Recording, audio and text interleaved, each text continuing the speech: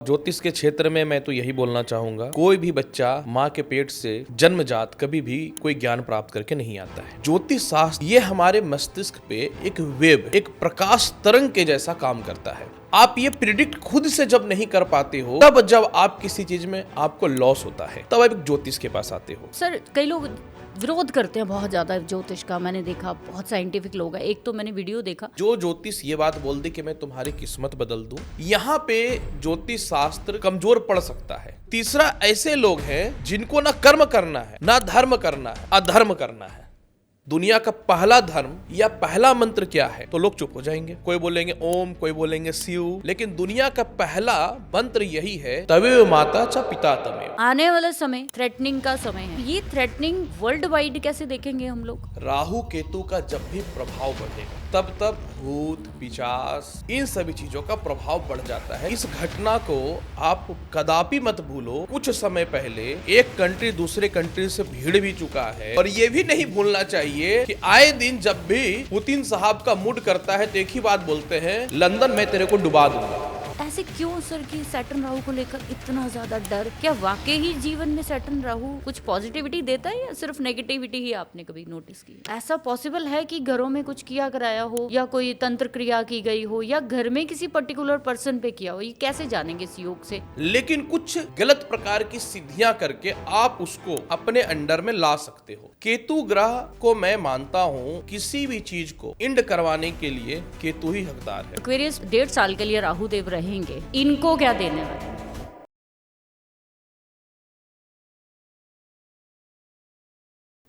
नमस्कार, मैं हूं एस्ट्रो रजनी। स्वागत है आपका हमारे यूट्यूब चैनल सेजिस एस्ट्रो पर।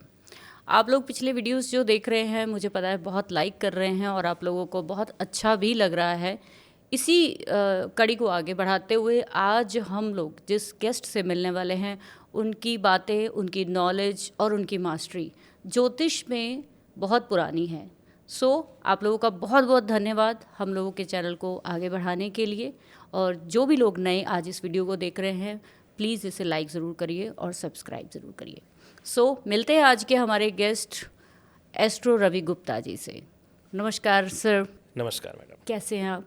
बिल्कुल ठीक है, आप कैसे हो? जी, मोस्ट वेलकम है आपका हमारे चैनल पे। मैंने आपके वीडियोस देखे हैं बहुत सारे, और मेरे से काफ़ी पहले से आप लगभग 20 साल से आप इस वैदिक एस्ट्रोलॉजी में हैं। बिल्कुल। तो हर पर्सन की एक अपनी मास्टरी होती है, हर पर्सन की एक अपना एरिया होता है। प्लैनेट्स वही है, 12 राशियाँ वही हैं, 9 ग्रह वही है, 27 नक्षत्र वही है, लेकिन उनको डिस्क्राइब करने का तरीका सबका अपना अपना है। तो सर, सबसे पहले मैं चाहूँगी आप थोड़ा सा अपने बारे में डिस्क्रिप्शन दीजिए, ताकि फिर हम आगे जो आज के इम्पॉर्टेंट चीज़ें हैं ना, उसके बारे में डिस्कस शुरू करें। बिल्कुल। ऐसे तो एस्ट्रोलॉजी के क्षेत्र में मैं 20 वर्षों से हूँ जी। और जैसा कि आप देख सकते हैं कि एस्ट्रो डॉक्टर रवि गुप्ता के नाम से काफ़ी पुराना, लगभग 10 साल पुराना यूट्यूब चैनल भी है। और ज्योतिष के क्षेत्र में मैं तो यही बोलना चाहूँगा कि कोई भी बच्चा माँ के पेट से जन्मजात कभी भी कोई ज्ञान प्राप्त करके नहीं आता है। बिल्कुल सही। ज्योतिष शास्त्र एक ऐसा शास्त्र है जिसमें आपकी खुद की नॉलेज जी। और आपके एक्सपीरियंस, इसी का ही बहुत ज़्यादा महत्व है। जब मैं ज्योतिष के क्षेत्र में आया था, काफ़ी लोगों के अधीन रह करके सीखने के बाद पर्टिकुलर इसकी पढ़ाई भी मैंने किया, और अब काफ़ी लोग मेरे से जुड़े हैं। तो 20 वर्षों से मैं इस काम को कर रहा हूँ, जिसमें कम से कम ये तो अब बिल्कुल पता चल चुका है कि ज्योतिष के अनुसार किसके लाइफ में कौन सी घटनाएं घटित होंगी जी, कैसे उसको बचाया जाए, कौन सा उपाय किया जाए, और यही काम मैं आगे भी कंटिन्यू करते आ रहा हूँ।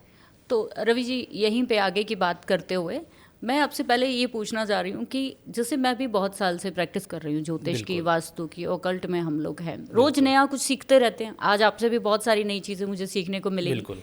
ज्योतिष, कई लोग इसके विरोध भी होते हैं कि ये काम नहीं करता, ठीक है, ये एक धकियानुसी पुराने विचार है, साइंटिफिक नहीं है, सो कॉल्ड बहुत सारी ऐसी चीज़ें देखने को मिलती हैं, ठीक है। बिल्कुल। आपको क्या लगता है, इतने साल के बाद भी क्या आप इस ज्योतिष विद्या के बाद ट्रांसफॉर्म कर पाए, या हम कर सकते हैं इसके थ्रू कि नहीं? क्या अभी भी कहीं पे लोगों को ये जो शक शुबा रहता है, ज्योतिष हमारा जो वेदांग का सबसे इम्पॉर्टेंट पार्ट है, इसमें अभी भी शक है, वो क्यों कैसा भ्रम है लोगों के बीच में? देखो, ज्योतिष शास्त्र हमारे जीवन में जुड़ा हुआ तो है, क्योंकि सभी लोग कर्म कर रहे हैं। आप जो कर्म कर रहे हैं वो आप अपनी मनोवृत्ति और अपनी बुद्धि से कर रहे हैं, जी और आप एक इच्छा के साथ उस कर्म को कर रहे हैं कि मुझे ये चीज प्राप्त करना है। जी लेकिन आप किसी भी चीज को करोगे तो अपनी बुद्धि, नॉलेज या किसी के अधीन में रह करके कोई काम को करोगे। लेकिन ज्योतिष शास्त्र जो है, डैट मीन्स कि 9 ऑफ प्लैनेट, ये हमारे मस्तिष्क पे एक वेब, एक प्रकाश तरंग के जैसा काम करता है। बिल्कुल साइंस भी इस चीज को मानता है बिल्कुल। कि हर चीजों में वेब का इफेक्ट है। तो उसी तरीके से ज्योतिष शास्त्र का रोल वहां पे चालू होता है जब आप अपने जीवन में कुछ गलतियां करते हो, जब आपको कुछ समझ नहीं आता और उस काम को आप कर देते हो। आप ये प्रिडिक्ट खुद से जब नहीं कर पाते हो कि जो मैं कर्म कर रहा हूं या कर रही हूं, इसका इफेक्ट या इसका प्रभाव आने वाले टाइम पे क्या पड़ेगा। जी तब जब आप किसी चीज में आपको लॉस होता है या आप किसी चीज में भी दुखी होते हो, तब आप एक ज्योतिष के पास आते हो। मैं ये बोलना चाहता हूं कि जो लोग दुखी होकर के ज्योतिषियों के पास अपनी जन्म पत्रिका दिखाने आते हैं, उन लोगों से पहले उन लोगों को अवश्य आना चाहिए जो अपने लाइफ में बहुत सक्सेस हैं और अपने सफलता का गाना सभी जगह गाते हैं। तो मैं तो यही बोलूंगा कि पहले उन्हें अपनी पत्रिका दिखानी चाहिए। जी जो पहले से सुखी हैं, खतरा उनको होना चाहिए कि वो दुखी क्यों है। तो मैं तो यही बोलूंगा कि जब बुरा वक्त चले तब तो आपको आना पड़ेगा, क्योंकि आप अपने लाइफ में कहीं ना तो कहीं कुछ ऐसी गलती कर बैठे हो हैं जिससे आपको आगे का रास्ता क्लियर नहीं हो रहा। बिल्कुल। लेकिन जब आपका वक्त बढ़िया हो, तब आपको उस समय भी ज्योतिष के पास जाकर के यह समझना चाहिए कि आगे मेरा क्या होने वाला है। जी तब आपको ज्योतिष शास्त्र में परफेक्ट कैलकुलेशन समझ में आएगा ज्योतिष शास्त्र का कि ये वास्तविक तौर पे क्या है। क्योंकि एक बात तो क्लियर है कि जब आसमान से आप जमीन पे गिरोगे तो डेफिनेटली चोट तो आपको लगेगी, और अगर आपको चोट लगी है तो वो तुरंत ठीक नहीं होगी। बिल्कुल सही है। तो इसलिए जिन लोगों को जो अपने लाइफ में या तो बहुत बर्बाद हो चुके हैं, तब ज्योतिष में आते हैं। हाँ, या फिर उसको ये नहीं पता चल रहा है कि हम करें क्या, करेगा, जब वो फंस जाते हैं। ज़्यादातर हम लोग देखते हैं ना कि लोग हमारे पास ज़्यादातर जब रिश्ता टूटने वाला हो, ठीक है, बिजनेस बंद होने वाला हो, लिटिगेशन चालू हो चुकी हो, उस समय पर हमारे पास पहुंचते हैं लोग। बिल्कुल। लेकिन मेरा भी हमेशा यही कॉन्सेप्ट रहता है कि आप प्लीज़ कुछ, जब आपका सही समय चल रहा हो, उस समय सोचने विचारने का समय होता है असल में, कि आने वाला समय कहीं कोई रफ्तार में कमी तो नहीं देने वाला है ना। बिल्कुल। तो अब सर, कई लोग विरोध करते हैं बहुत ज़्यादा ज्योतिष का। मैंने देखा बहुत साइंटिफिक लोग हैं। एक तो मैंने वीडियो देखा, वो तो पर्सन सीधा मतलब इस बात पे चैलेंज करते हैं कई लोग, मतलब कि कोई भी कुंडली कोई किसी को 90% 100% जो है आप प्रिडिक्ट नहीं कर सकते, या आप किसी की लाइफ को चेंज नहीं कर सकते। ज्योतिष की ये टोटल पाखंड है, ठीक है। इतना तो हम लोग सुनते हैं, आप भी सुनते हैं। बिल्कुल। ऐसे लोगों के लिए ज्योतिष में अगर हम लोग देखें कि ऐसा क्यों करते हैं, ऐसा कौन सा प्लैनेट है जो इनको इन चीज़ों की तरफ लेकर जाता है या इस विद्या के एक्सेप्टेंस में नहीं आने देता? सबसे पहली बात कि जो लोग ये बोलते हैं कि कोई भी ज्योतिष मेरी किस्मत को बदल देगा, ऑब्वियसली बात है कि कुछ ऐसे लोग हैं जिनके वर्ड को उठा करके वो एग्जाम्पल दे करके सभी लोगों के सामने प्रस्तुत करते हैं। बिल्कुल। कि किस्मत को बदल देगा। हर कोई भी काम हो, हर काम में गलत और सही शुरू से चलाया है। दानव और देवता हमेशा रहे हैं, हमेशा रहे हैं। तो सबसे पहला कि जो ज्योतिष ये बात बोल दे कि मैं तुम्हारी किस्मत बदल दूं या फिर यही तुम्हारे साथ होगा, यहां पे ज्योतिष शास्त्र कमजोर पड़ सकता है। लेकिन अगर कोई ये बोले कि ज्योतिष शास्त्र में बताई गई बातें घटित नहीं होंगी, यहां पे रॉन्ग है। काफी ऐसी घटनाएं हैं जो घटित हुई हैं, जिन पे आज हम बात करने वाले हैं। बिल्कुल। और आप ये बात बोल रहे हो कि जो लोग ये बोलते हैं जी, साइंटिफिक नहीं है या फिर नास्तिक लोग, राइट। तो वास्तविक तौर पे दुनिया में 3 तरह के लोग हैं जी। एक जो कर्म कर रहे हैं, हाँ जी, मैं तो सही हूं। बिल्कुल। दूसरा जो कर्म भी कर रहे हैं और धर्म को भी लेके चल रहे हैं। राइट। तीसरा, ऐसे लोग हैं जिनको ना कर्म करना है, ना धर्म करना है, अधर्म करना है। तो जो लोग भी आप देखना कि अधर्म की बात करते हैं या कुछ ऐसी बातें करते हैं जिसका वास्तविक तौर पे कोई प्रमाण नहीं है, प्रमाण। वो अपने लाइफ में भी कुछ उस ओहदे पे नहीं है कि वो लोगों को दिखा पाए कि मैं बहुत बड़ा एम्पायर खड़ा करके रखा हूं या फिर मैं इस मुकाम पे हूं। उनका बस यही काम है, दूसरों की कमी निकालो और दूसरे को बोलो, क्योंकि शुरू से ये होता रहा है। ये तो वही वाला हाल हो गया। एक भस्मासुर नामक राक्षस था, भगवान शिव की बहुत जबरदस्त तपस्या किया। हाँ जी। जब भगवान शिव प्रकट हुए, बोलो बस क्या चाहिए, तो भगवान मुझे ऐसा आशीर्वाद दे दो कि मैं जिसको छूं वो भस्म हो जाए। राइट। समझ गए? आशीर्वाद मिल गया, तथास्तु। अब वो क्या किया, भगवान शिव के पीछे ही पड़ गया। समझ गए कि सबसे पहले आपका ही नाश कर। हाँ, अब वो भागे भागे फिर रहे हैं जी। कि करे तो क्या करे। तो संसार का नियम है कि हर 5 व्यक्तियों में एक व्यक्ति आपको ऐसा मिलेगा जिसका कुंडली का 9वां घर खराब होगा, जो अधर्मी होगा, जो धर्म को नहीं मानेगा। क्योंकि आज एक बात आप याद रखना, यह बात बहुत इंपॉर्टेंट है।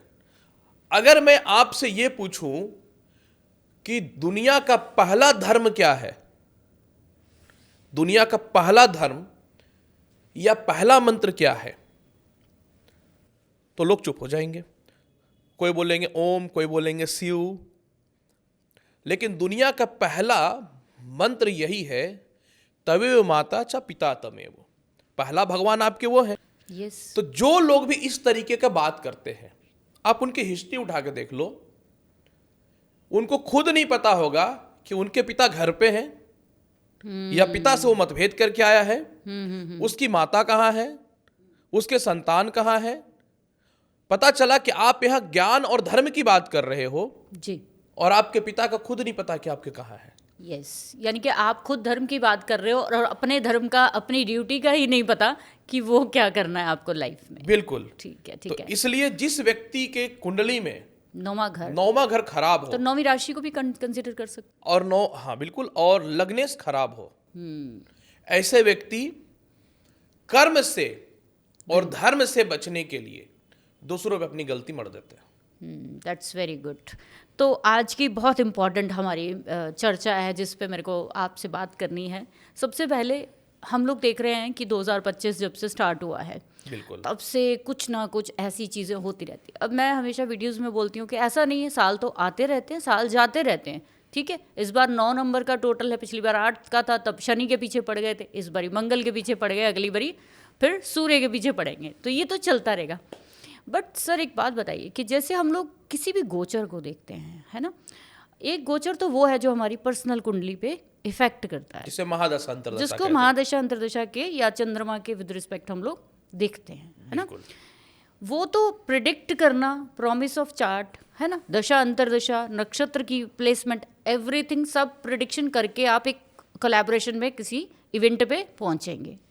लेकिन अगर ओवरऑल 2025 की बात करें, क्यों इतना इम्पॉर्टेंट है इस साल, मैंने तो अपने लेवल पर देखा ही है, लेकिन आपकी भी एक्सपर्टीज़ है अपनी फील्ड में। मैं आपसे जानना चाहूँगी कि 2025 में मुंडेन एस्ट्रोलॉजी जो होती है या मुंडेन ज्योतिष जिसको बोलते हैं, सबसे पहले तो मुझे थोड़ा सा मेरे सभी व्यूवर्स को, क्योंकि सभी सीखने वाले हैं, मैं खुद एक स्टूडेंट हूँ, आपसे भी बहुत सारी चीज़ें आज सीखूंगी। तो मुंडेन ज्योतिष होता क्या है, क्योंकि कई लोग हैं पहली बार सुनेंगे, कई लोग हैं बहुत बार सुनने, तो थोड़ा सा मेरे को उसके बारे में बताइए। देखिए, ज्योतिष शास्त्र वैदिक साइंस है जी। तो ज्योतिष एक विषय है। सभी वर्ड को अगर एक वर्ड में बोलो तो ज्योतिष एक विषय है। ज्योतिष शास्त्र के बहुत सारे अंग है।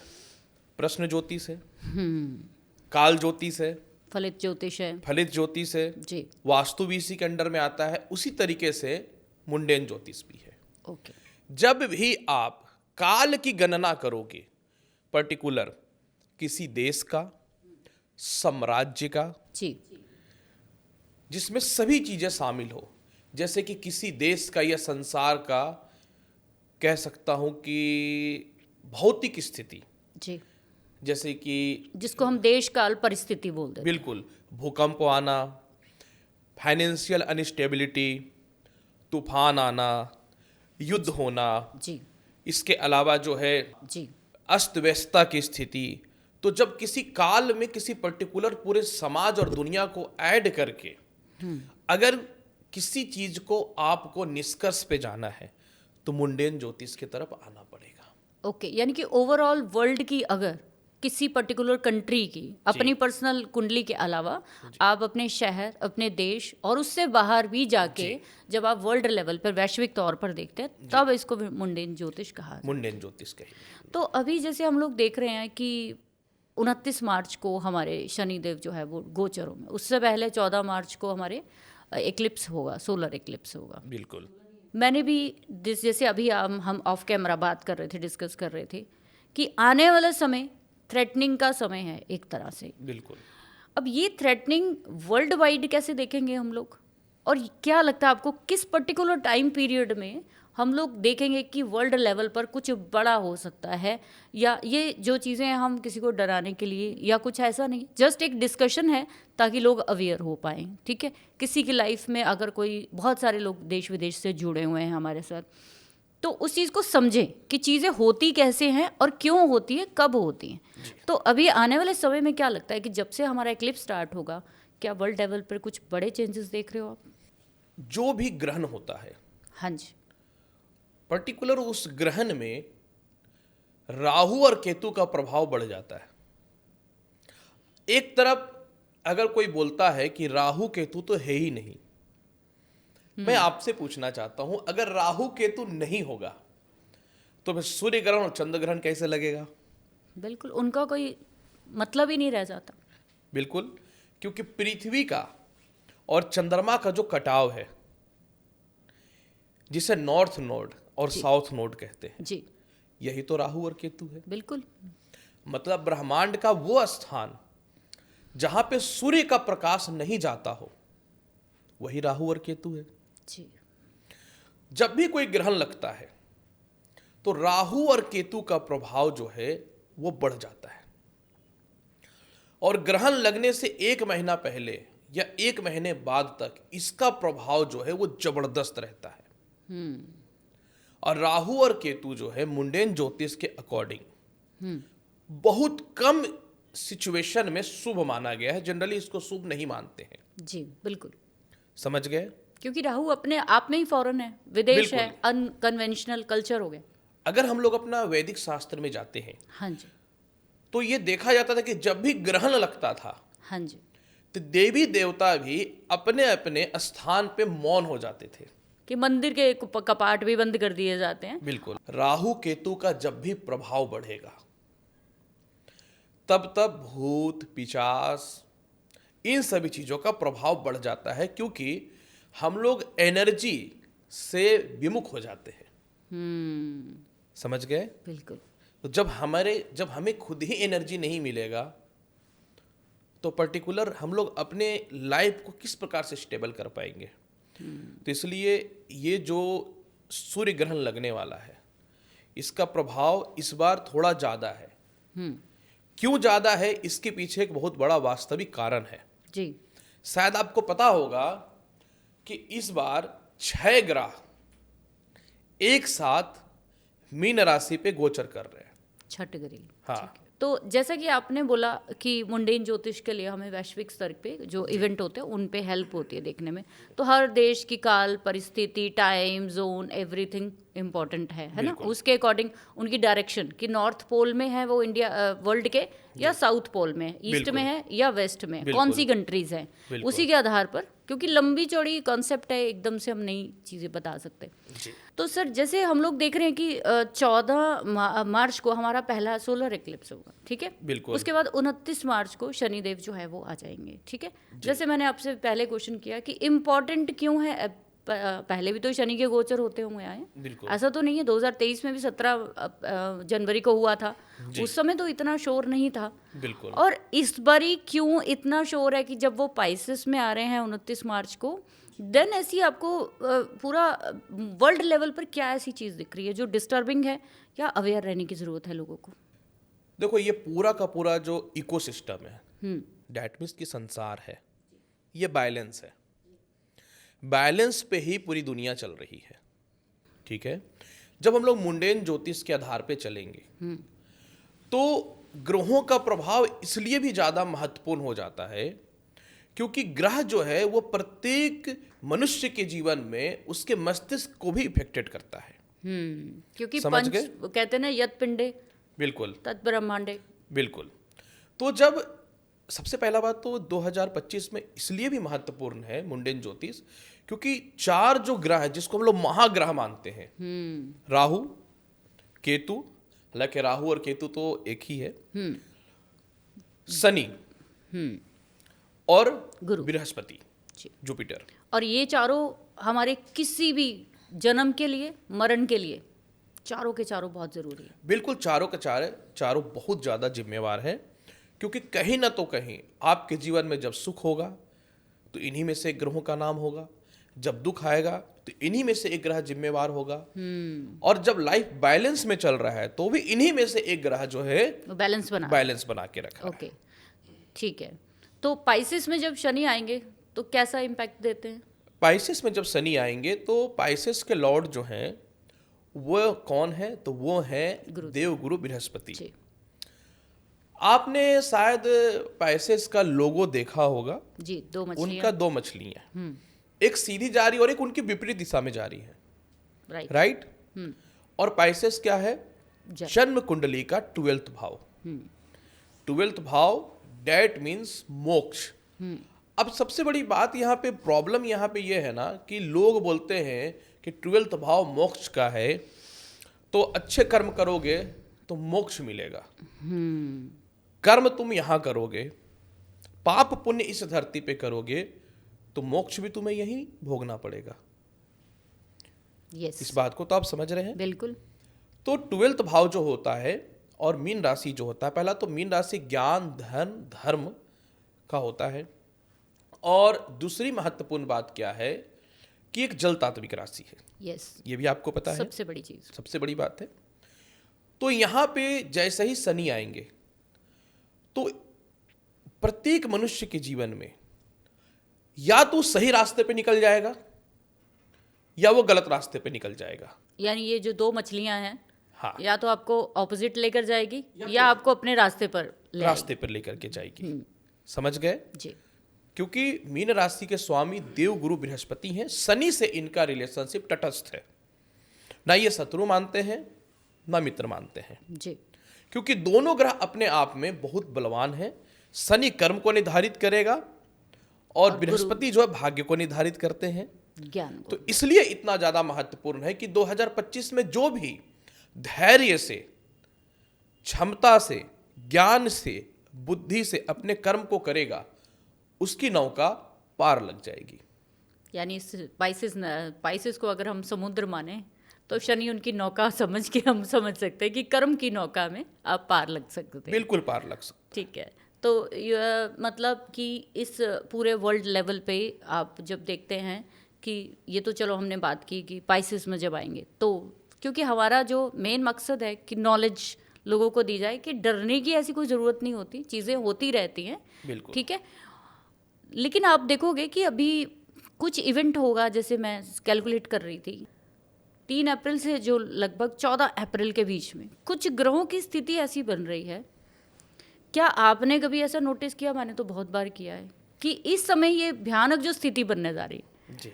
पास्ट में कुछ ऐसा हुआ है, कभी नोटिस किया आपने? बिल्कुल। 3 अप्रैल से 14 अप्रैल के मध्य में जी कुछ डिफरेंट होने वाला है। अच्छा। सबसे पहली बात कि 2 अप्रैल को रात्रि में, यानी 3 अप्रैल को मंगल मिथुन से कर्क में चले जाएंगे, नीच के हो जाएंगे यानी। नीच के हो जाएंगे। बट वो तो एक पर्टिकुलर सर डिग्री पे ही जाके नीच के होंगे ना। आई नो, लेकिन आप यहाँ पे पूरी स्टोरी तो समझ लो। जी और मीन राशि, ठीक है, मीन राशि में शनि तो ऑलरेडी गोचर कर चुके होंगे। जी। आपको ये पता है कि 30 मई तक जो है मीन राशि में ही राहु बैठा है। यस। तो पहला तो शनि और राहु एक साथ हो गया, 50 योग तो ऑलरेडी बन गया। मीन राशि में इसी समय सूर्य भी गोचर करेंगे। शनि और सूर्य एक दूसरे के परम शत्रु हैं, लेकिन सूर्य और राहु से ग्रहण दोष बन गया और पहले से सूर्य ग्रहण पार होने वाला है, पार हो चुका है, जिसका प्रभाव ऑलरेडी गोचर में कहीं न तो कहीं चल रहा है। इसके बाद फिर जो है इसी स्थान पे शुक्र और बुध भी विराजमान हो जाएंगे। ठीक है, 5 ग्रह हो गए। लेकिन एक चीजों पे लोग ध्यान नहीं दे रहा है। इसी जगह पे वरुण, जिसको नेपच्यून बोलते हैं, जब भी आप किसी की काल की गणना करोगे या किसी देश के पर्टिकुलर चीजों का गणना करोगे तो नेपच्यून को लेना पड़ेगा। वो भी मीन राशि में गोचर कर रहे हैं। तो इसी जगह पे पहले से नेपच्यून यानी वरुण ग्रह भी गोचर कर रहा है। टोटल हो गए 6 ग्रह, जिसे हम लोग अपने भाषा में षष्ठ गृह ग्रह कहेंगे, मतलब एक स्थान पे 6 ग्रह का विराजमान हो जाना। अब यहां पे अब आप बोलोगे कि ये तो सामान्य बात है, ऑब्वियसली बात है, बहुत सारे लोग ऐसे आते हैं, कभी ना कभी तो होगा ही। बिल्कुल, लेकिन आप इस चीज पे भी ध्यान दो। मैंने थोड़ी देर पहले क्या कहा कि ये पूरा संसार बैलेंस पे चलता है। मीन राशि जल तात्विक राशि है, चंद्रमा भी जल तात्विक ग्रह है। चलो, एक जल तात्विक राशि पे ग्रहों का प्रभाव बढ़ रहा है, बट चंद्रमा उसको जो है बैलेंस करेगा। यस। लेकिन इस बार चंद्रमा भी प्रॉपर इसलिए नहीं बैलेंस कर पाएगा क्योंकि पर्टिकुलर एक ऐसा भी टाइम होगा 3 अप्रैल से 13 अप्रैल के मध्य में, 9 तारीख से 12 तारीख के बीच में, कि चंद्रमा और केतु भी एक साथ होने वाला रहेगा। चंद्र ग्रहण हो गया, सूर्य ग्रहण पहले से लगा हुआ है। उसके बाद कर्क राशि जो जल तात्विक राशि है, यहां पे 3 अप्रैल से मंगल नीच के हो जाएंगे। तो यानी कि पूरा मोक्ष ट्राइन जो है हमारा बिल्कुल कैद होने वाला है। बिल्कुल। अब मीन राशि क्या है? मीन राशि जो है जल तात्विक राशि है। जब भी आपको भूकंप, तूफान, जालाशाय का बढ़ना, अचानक समुद्र तट से मछलियों का समुद्र तट के तरफ आ जाना, समुद्र को छोड़ के बड़े बड़े मछलियों का मरना, समझना आप मेरी बात को, हाई टाइड्स का आना, उथल पुथल होना, सुनामी भी इसी का पार्ट रहेगा। सुनामी आना, टॉर्नेडो आना। अभी कुछ दिनों पहले नासा ने भी एक वीडियो जारी किया जिसमें यह दिखाया जा रहा है कि चंद्रमा पृथ्वी को अपनी ओर ज्यादा, समुद्र को अपनी ओर ज्यादा अट्रैक्ट कर रहा है। यह दिखाया गया है। यह तो मीन राशि का हो गया। मंगल क्या है? पृथ्वी के अंदर जो भी भूकंप या कंपन होगा उसके स्वामी मंगल होंगे। यू मीन टू से कि भूकंप?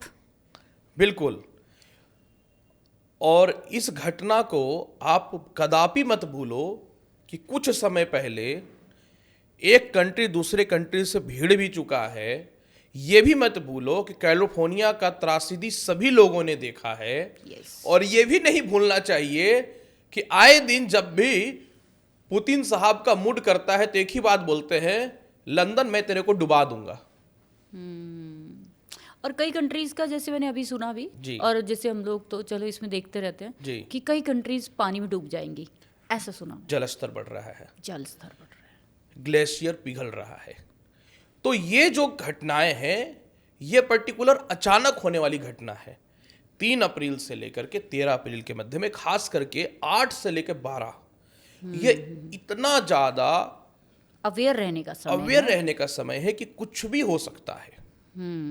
तो ये पर्टिकुलर कुछ हम कंट्रीज के ऊपर देखेंगे। आपको शायद 1961 का साल नहीं पता है। आप जब गूगल करोगे तो आपको बहुत कुछ पता चलेगा। 1961 में भी बहुत त्रासदी हुए थे। भूकंप से लेकर के, वॉर भी हुई थी हमारी। वॉर भी हुई थी हमारी, युद्ध से लेकर के पूरे वर्ल्ड वाइड डिस्टरबेंस फैला हुआ था। और उस समय ऐसे ऐसे खतरा बन चुका था कि समुद्रिक वॉर भी होते होते थम गया था।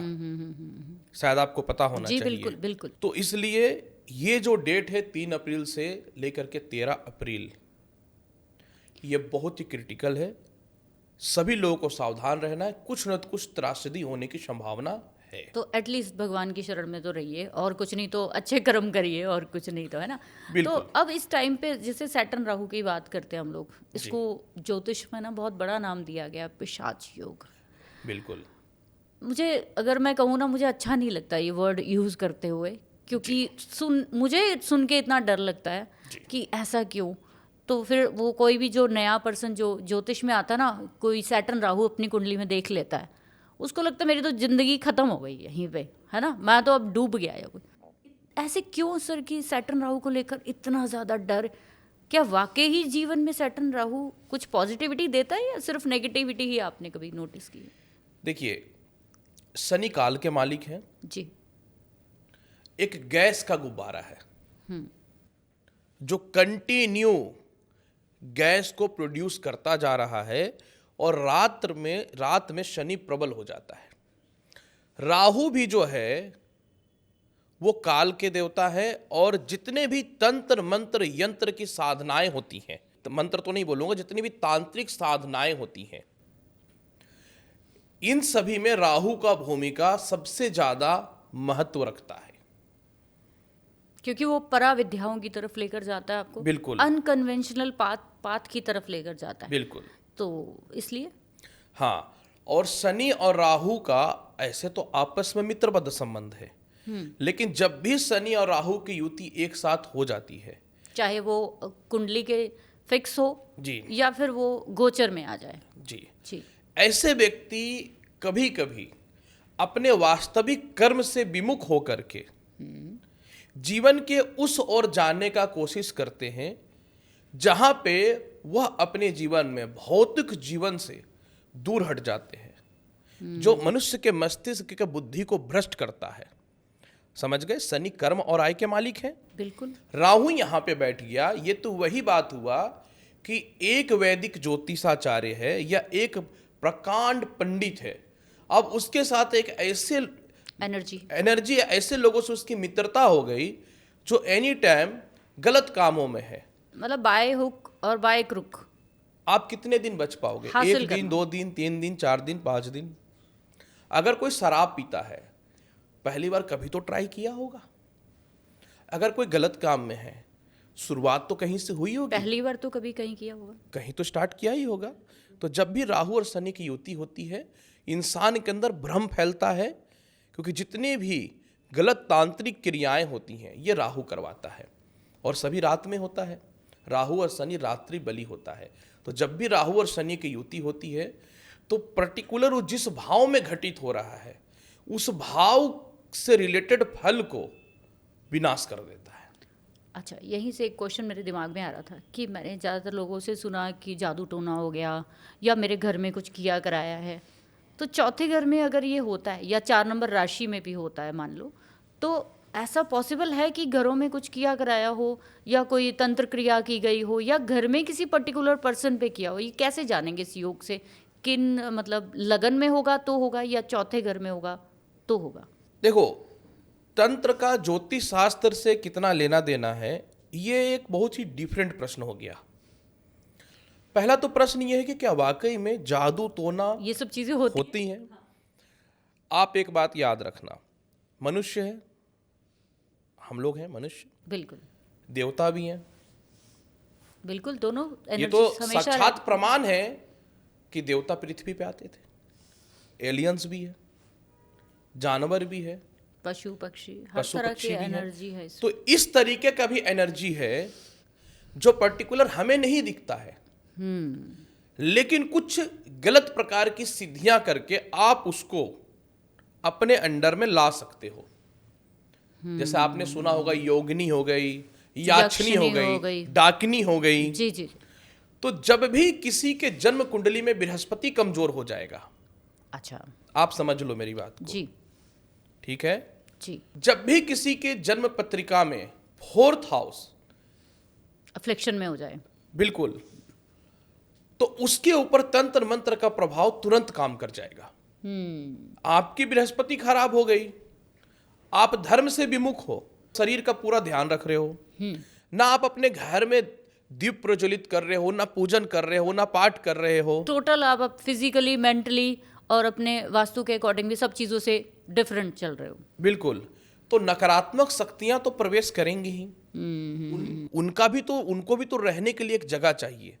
पर एक बात मैं अपने 20 साल के एक्सपीरियंस में आपको बता सकता हूँ, जी एक एग्जाम्पल के साथ बता देता जी हूँ। जी एक मेरे क्लाइंट थे, जी काफी इन्वेस्टमेंट करके उन्होंने काफी महंगा एक ऑफिस बनाया था, जी, ठीक है, उनका ऑफिस बहुत बढ़िया चल रहा था और ग्रहों की भी स्थितियां काफी अच्छी थी। तो एक बार जब वो अपने ऑफिस के पास गए तो देखे कि उनके ऑफिस के बाहर कुछ ऐसी चीजें की हुई है कि जो कहीं ना तो कहीं जादू टोने से लग रहा था कि कुछ हुआ है। कुछ किया हुआ है। मेरे को कॉल आया, वीडियो कॉल उन्होंने दिखाया, मैं बोला कि देखो सर, पानी से आप इसे बहा दो, लेकिन अब इसका प्रभाव पड़ेगा। अब आपको इसका प्रभाव कुछ दिनों तक तो रहेगा, क्योंकि देखो, आप जब भी किसी के ऊपर जादू टोना करोगे ना, तो आप उन शक्तियों का प्रयोग कर रहे हो जिसको आप या तो कैद कर चुके हो या फिर गलत कार्यों से आपने उससे बुला रखा है, दूसरों के नुकसान के लिए।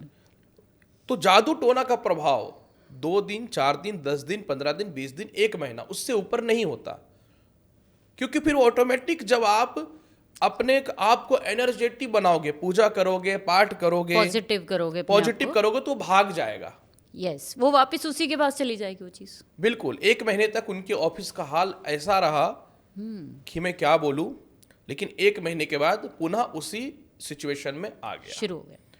ठीक है ठीक है। तो सैटर्न राहु की बात कर रहे थे, चलो इसका तो एक हो गया कि बहुत सारे चीज़ों में ये इन्वॉल्व होते हैं और कहीं ना कहीं ये चीज़ें, शक्तियाँ तब काम करती है जब आप अपने घर का माहौल नेगेटिव कर लोगे, खुद को धर्म से विमुख कर लोगे, सीधा सीधा बात है। बिल्कुल अभी जैसे गोचर हो रहा है सैटर्न राहु केतु का, बिल्कुल।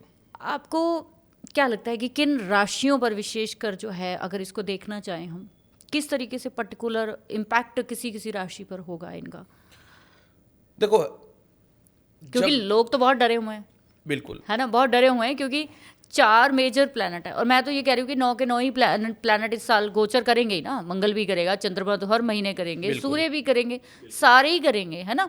हलचल का साल है।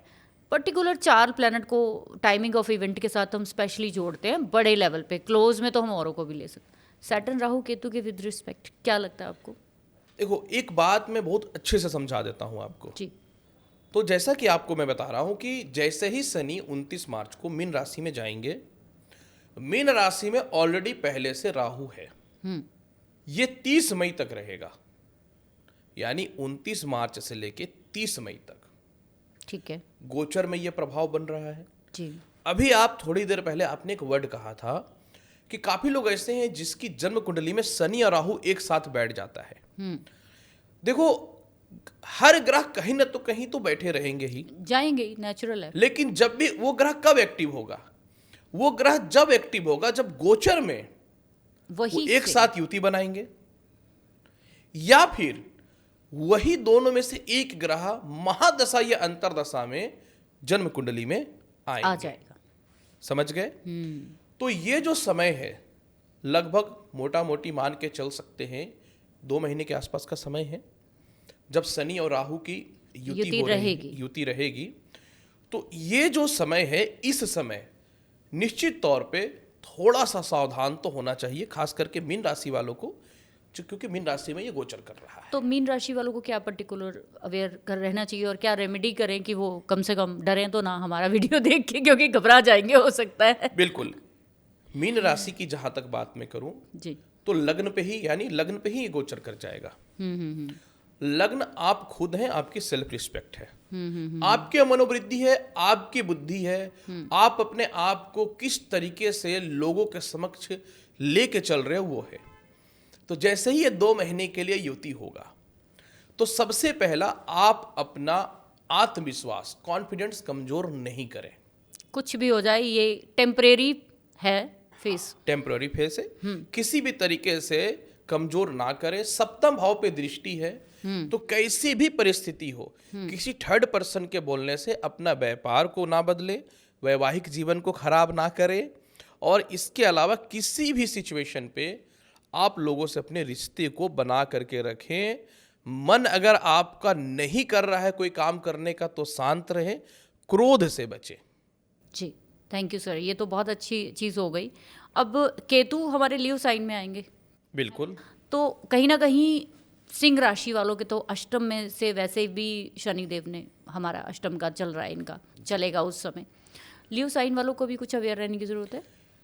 केतु ग्रह को मैं मानता हूं कि किसी भी चीज को इंड करवाने के लिए केतु ही हकदार है। राहु उत्प्रेरक का काम करता है।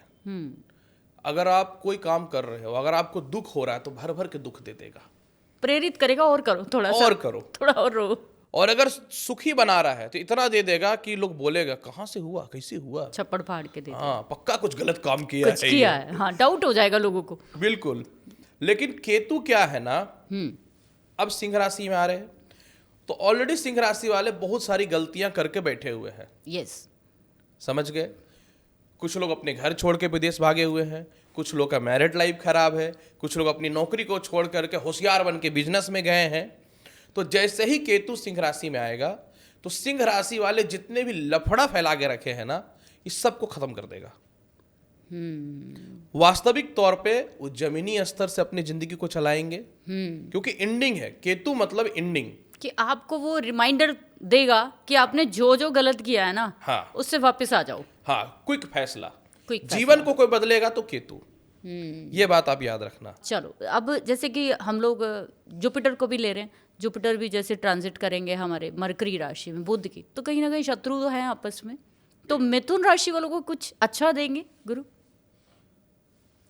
बृहस्पति एक ऐसा ग्रह है कि लोग इस चीज को जरूर देख रहा है कि शत्रु की राशि में जा रहे हैं। ठीक है। बुध जो है ना, बृहस्पति को अपना मानता है, बृहस्पति बुध को नहीं मानता अपना। हाँ जी, Right? सही, बिल्कुल। तो यहां पे क्या होगा कि एक साथ वाणी और ज्ञान मिक्स होने वाला है। राइट।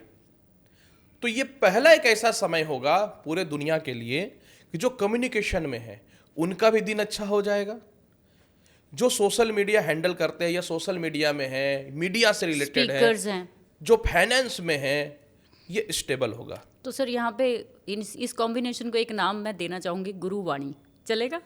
हाँ, गुरुवाणी बोल सकते हैं, बट बस एक चीज का ध्यान देना है जी, वाणी पे थोड़ा नियंत्रण रखना है, क्योंकि बुध पता ही नहीं चलेगा कहाँ से कहाँ ले गया बोलता हुआ। बिल्कुल।